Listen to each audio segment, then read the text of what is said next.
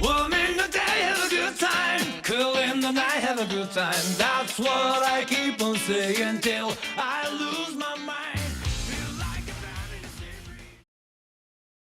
Boy, we got 2 more days until FF16. That's super ass exciting.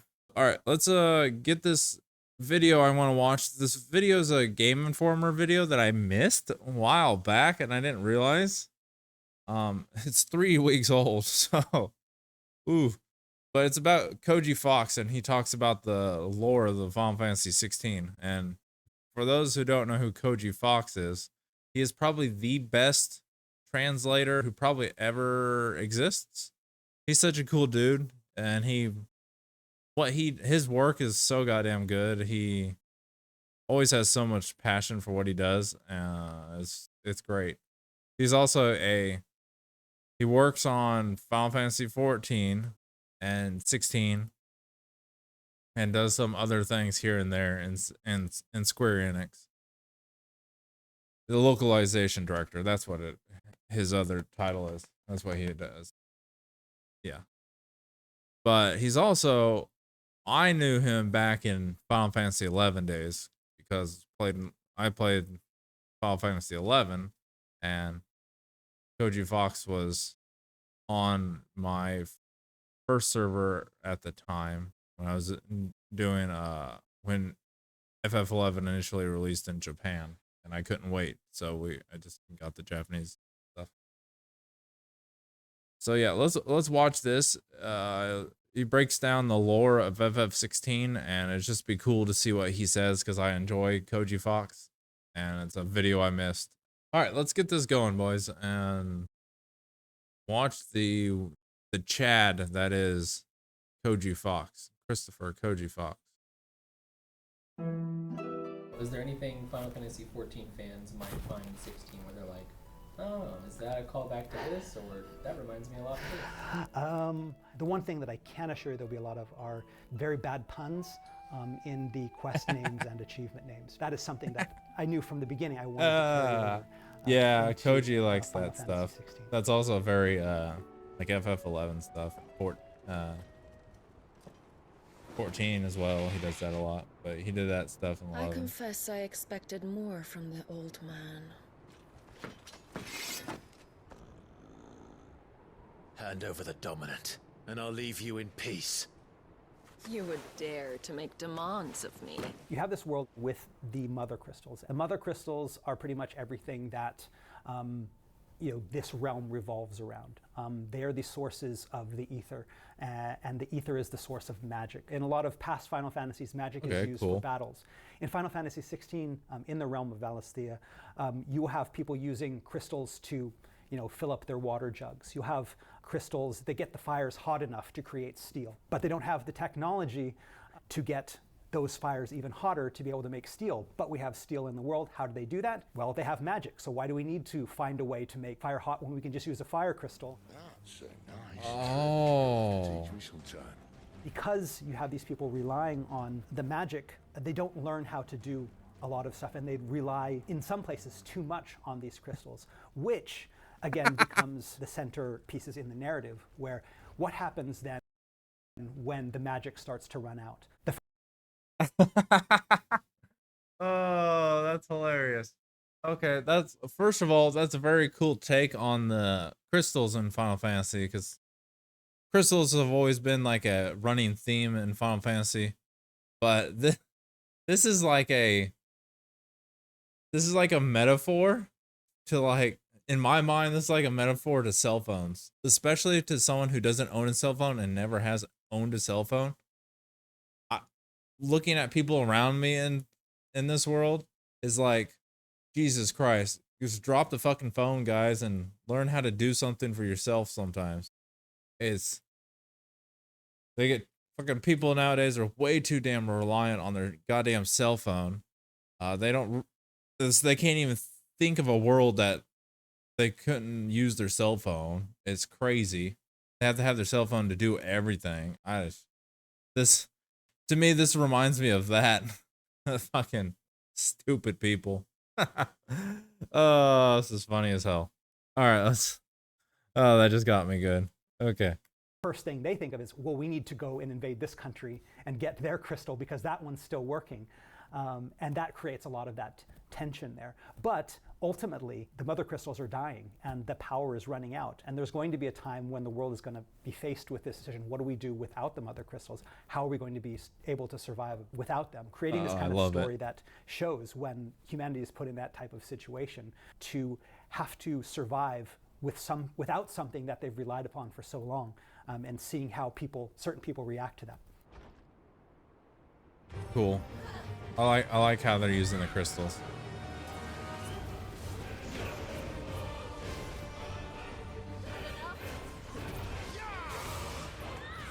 God damn, I can't wait to play this game. The Fallen are, as their name suggests, they fell. They had a civilization that was highly advanced to a point where they were able to leave the land and create their cities in the air. They had their airships. They had their floating cities. Like Icarus flying too close to the sun, they went a little bit too far, and for a reason, again, that I cannot mention here, they ended up falling. They lost the magic. It all fell to the ground. And it's still, you have those ruins remaining 1,500 years later. And for the people living in that world, they see this as a very okay, common thing. These are people Theme. that Always tried like to that get a little bit in media. They were too advanced, and in their hubris to try to get too close to God, they fell, and there's a lesson to be learned from that. There is that little bit of wariness there that we're not going to follow the same footsteps. But again, there's always going to be the people that are like, yeah, but it's all about power. And you'll get to see kind of who the Fallen were, what their ultimate influence was. Good old main abyss kind of stuff. Civilization. That kind of stuff. As well as many other things. Again, Gundam stuff. A lot of Gundam stuff.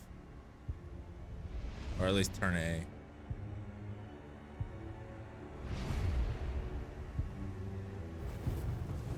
Wait! Clive. What's that? The Dominant. The man who killed my brother. Are you absolutely certain? I've seen him every night for the past 13 years. Watched as the flames of his icon took Joshua. Oof. We do want to give the players a lot of the lore, basically just through playing the game, not in just like lore dumps. We didn't want to have instances where players were just going into a cutscene and then you'd have one player just kind of talk at you for 5 minutes, telling you everything you need to know. Yeah, I saw this in the demo. So I haven't played the demo, but I've watched some demo gameplay and stuff of it from like Max and a couple other people. Just snippets. And yeah, it's pretty damn cool. They have like a lore tab button that you can just bring up. This lore interface that shows up, and it has all these different like points that you can choose, and it'll bring up more information on it, and that's cool as shit. That's cool shit. We like that kind of stuff. That's the good way of implementing lore inside of game, and not just like it's a different way of doing it. It's not, you know, being stupid about it. And it's also different from it being like how Souls does it, how FromSoft does it, where they like to tie their lore to their items and whatnot in the game. This is a different take on this, and it's both of which are good. 16's the way that 16's doing it, and the way that FromSoft is doing it, both of which are good. They're just two sides of the same coin of trying to implement the lore in the game. But the difference with 16 will actually have a focused story and then extra lore that is more ingrained into the game than usual. You don't necessarily have to go out of your goddamn way to go and get things and whatnot. You know, with Clive saying, oh yes, oh yes, oh yes, and then quest ending, and then you go back to doing something else. We didn't want to do that. We wanted to try to tell the story through the cutscenes, through what's going on, imply a lot of things through the dialogue. Final Fantasy 16 is very streamlined, I think, compared to 14 in that. The dialogue is a little bit more focused, implying a lot more things, rather than just telling them directly to you. There's going to be lots of different places to find your lore, whether it be in side quests, where you can go and learn about the people living in the different areas, the people that are going to be living in that hub, the hideaway that you visit, are going to give you a better idea of what's going on around the world, but also just in these regular people's lives. You're going to get very profound quests that talk about, they get into politics, but you're also going to get these quests that talk about, one woman's life, a day in her life, and what she does, and the struggles that, she has to deal with in her everyday life. And in that sense, get a picture of, okay, the world is not just, politics and intrigue, but there's also these small problems as well. Cool. That's cool. Yeah, I get a feeling that's how they're gonna do it. I mean, they're gonna like crank it up from 14. I know that the story FF16, the dev team it's gonna be very Game of Thrones-y. Because they drew inspiration on the story from like Game of Thrones. So yeah, it's gonna be pretty good. And of course, you have the FF14 people and whatnot working on it. So there's like almost a 0% chance that the story is not gonna be good. It's like almost 100% chance it'll be great. So 14 is like probably has one of the best stories in all of RPGs, not just MMORPGs. It's really goddamn good. And I haven't even came close from finishing it. I had to stop because I just don't have the time to play FF14. I was grinding the shit out of it pretty damn good. Trying to get caught up to Endwalker, but I just didn't get the chance to.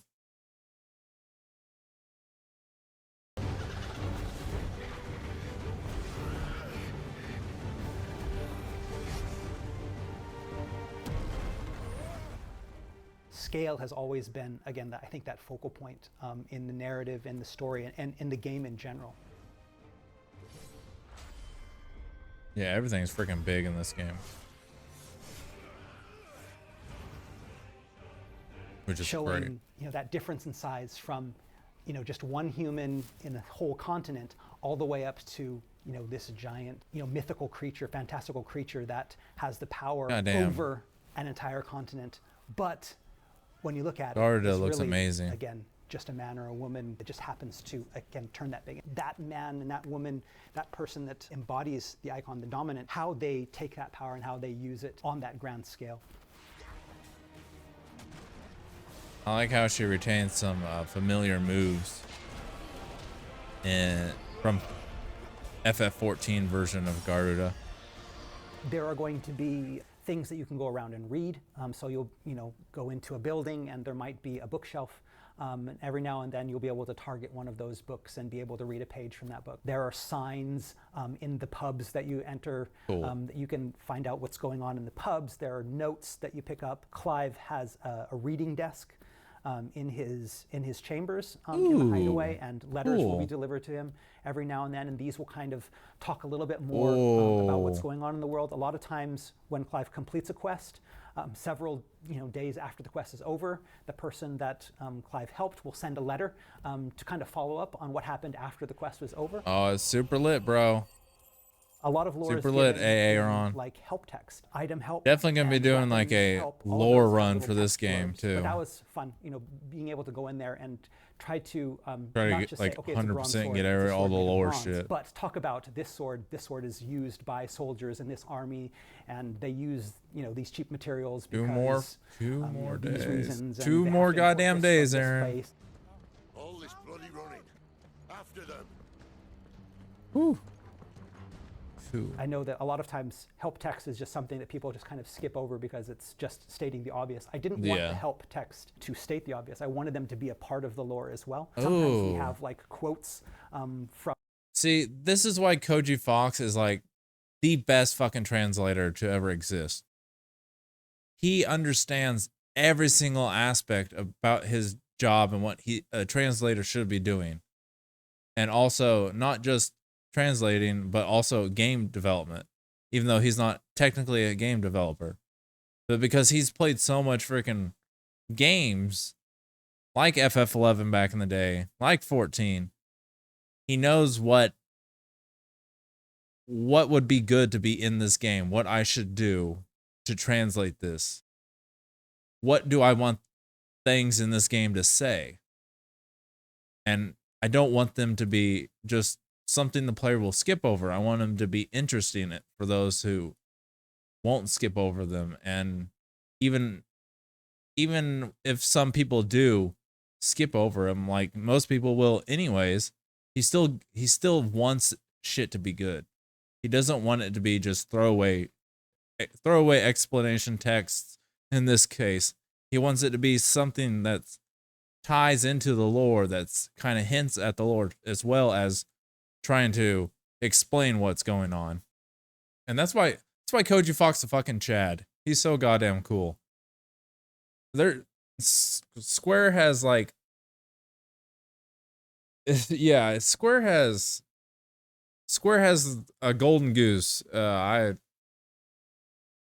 I don't know. As someone who used to be like who used to want to be a translator for Japanese and stuff when I was, able to speak the language a bit and whatnot and learning to speak it, I always wanted to be, oh boy, it'd be cool to have a job as like a translator for video games or anime and stuff. But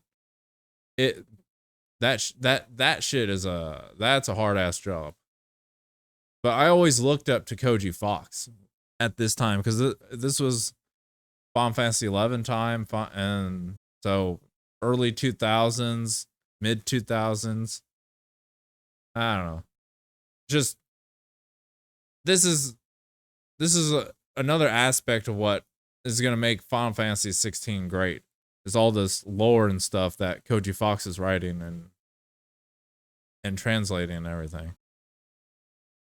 Of course, the gameplay and everything else about it is fucking gonna be awesome. But it's just cool to see that we have every aspect of Final Fantasy 16 is firing on all cylinders. Famous people that lived long ago. We have like poems. It's not direct inspiration, but I looked at like Magic the Gathering cards, how they would have a lot of different type of that flavor text at the bottom, and it wouldn't just be an explanation of what's going on in the card. They'd usually have some kind of historical reference, or they'd have a quote. And I thought Also, I wanted to do Koji has like an amazing that, voice. I like his voice. As well. It's a soothing voice. There is a lore master in the game as well. His name is Harpocrates, and he will be in this hideaway that Clive can go to. Basically what Harpocrates has is what we call the 1,000 tomes, and it's the 1,000 tomes are his compilation of all this knowledge, and Clive can access this at any time in the game. It's like a lore dictionary or a lore encyclopedia. It has hundreds of different entries, from everything to enemies in the world, flora, fauna, geography. This is my kind of crack. Cities, people. I love collecting all this shit and get all the lore. One of them is that you can come in and access it at any time, and not just by going to the hideaway, but also you can press pause during any cutscene. Yep, here it is. Pause during a cutscene, you have cool the option to open up the lore dictionary. We call it our active time lore, the ATL. So basically, in real time during a cutscene, if you hear a name or something that you don't recognize or you can't remember, you heard it but you can't remember who that person is, you can press the pause button during the cutscene and then press another button that will bring up this lore dictionary. You can, again, learn about those names that maybe you had forgotten about or that you hadn't heard about, so that you're always understanding what's going on in the world. Because a lot of times in the cutscenes, you're going to get a lot of different names, and they're all going to be kind of sounding weird, and you're like, I don't know if I heard that before. Who is this guy again? What was that place again? You'll be able to use the active time lore to refresh your memory. Yeah, see, that's super fucking cool. As I was saying earlier, I don't know if they'll show it off, but maybe after this video, I'll show you guys just a little clip of it if you haven't seen it. But yeah, for those who are like, as the cutscene's going on and whatnot, and they say something you don't understand, or a name that pops up that's someone you don't remember about, or is something in the future, you can just hit like, I think it's like the touchpad or start, and it'll bring up this these sections that will pop up that have that pinpoints of like the names and certain locations and certain peoples and whatnot. And you just click on them and it brings a little text that you can read and get familiar with who that is or what that is and whatnot. And it's really cool.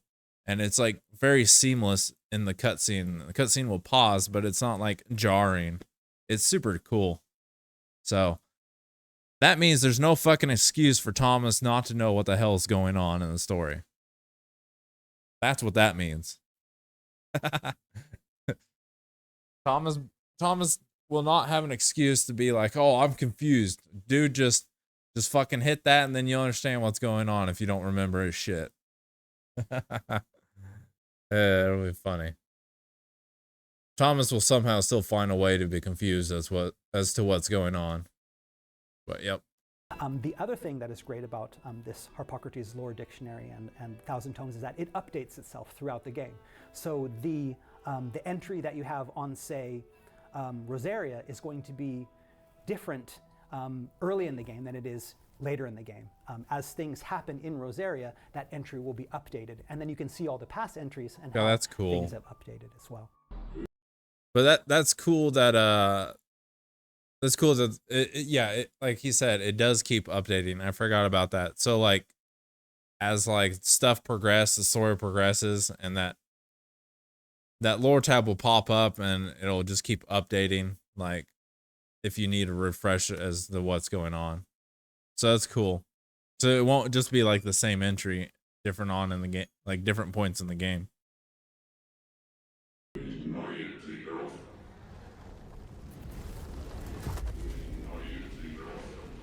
Oh, what we got here? Ifrit? Oh yeah, that's definitely Ifrit. Ifrit.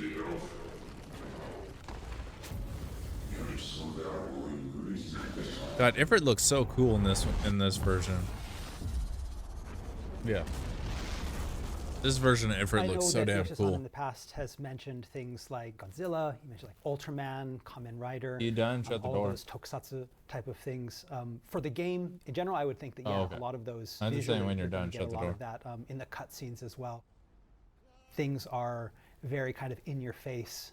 The reactions that the characters make during those battles, the motions that they do are all very action TV show, action anime style. Everybody's in that kind of like idle pose and they're all really into it. That's the good kind of shit. We like that. That's right up this myself personally, this stream's one wheelhouse. thing that I was reading was a book that came out recently called Mordu. It's this crazy literary fantasy that takes place in this walled off city that I think is kind of based loosely on Paris, and it takes place thousands of years in the future, and it's fantasy and fantastical and philosophical, and it's got this weird kind of magic. What really inspired me is at the end there's this huge long glossary. It's almost like 100 pages of it, and it goes into descriptions of all of the terms in the world, and the way that he describes them was That's a thick ass glossary. Jesus Christ. Like 100 pages of glossary? Holy crap. I've heard the name of the book, but I've not actually read it myself. very, very funny as well as informative. And as I'm looking at this, like, this is exactly kind of how I want to do the help text and the lore translations in the game as well. And so I kind of got a lot of inspiration from that. But if you're into something that's really, really outside the box type of fantasy, I consume a lot of fantasy, whether it be television or novels or movies. A lot of things that I draw upon are just the things that I absorb during my everyday consumption of fantasy.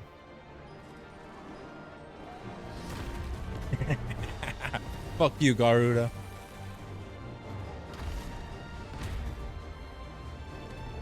Hello, eat my fist.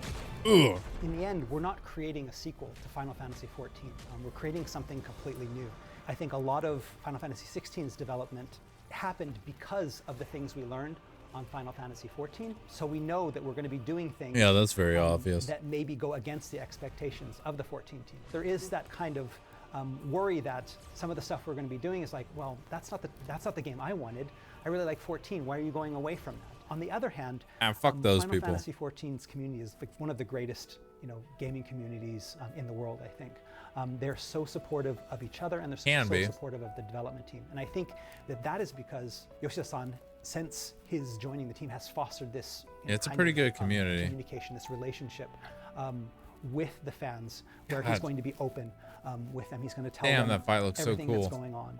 God, I and want to play that's not more. just I want to Yoshida's play more that kind of 14. permeates the whole team. So when the team speaks with the community, and when the team develops this game, they're creating something with the fans in mind, because they're listening to the fans and they know what the fans want. So because we have that sense of trust and we have that relationship built up, we know that that community is going to support us in what we do. Because we're honest with them, they can be honest with us, and we can move forward in that direction. So it's pressure, but on the other hand, it's something that's actually been really supportive for us, because we know that they're not going to judge us until they play the game. They're going to allow us this opportunity to try something new, and they're going to support us, and they're going to give us feedback. Man, I love CB3. I love FF14's development team. They're so goddamn good. That's I wish you had a damn computer, Aaron. Maybe one of these days when we get money, we have money, we can get you a damn computer. And I get myself a computer, not a laptop right now. And we can play all of us can play some 14.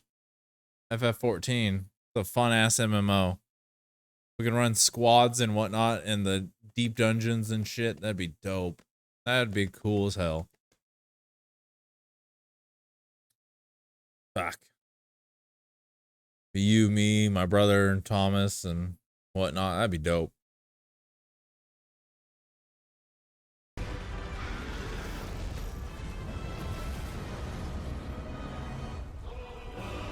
God damn, this is looking so goddamn cool.